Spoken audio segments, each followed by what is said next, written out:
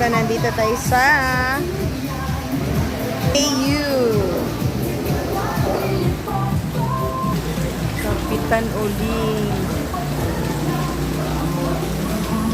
So, yan yung kanilang mga pagkain na pwedeng ma-order, naka-cover.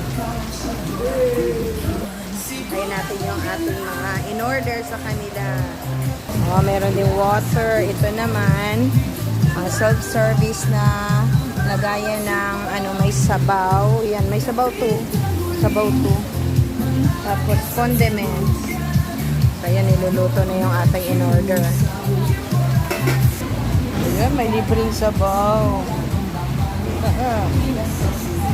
Higop tayo sabaw.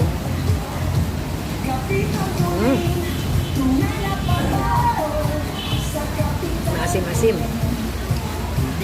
Napahinto kami dito kasi malakas ang ulan. Yan o, lakas ng ulan. Dito yan sa may Taytay. Sa tapat ng Siena College, Taytay. Ayan.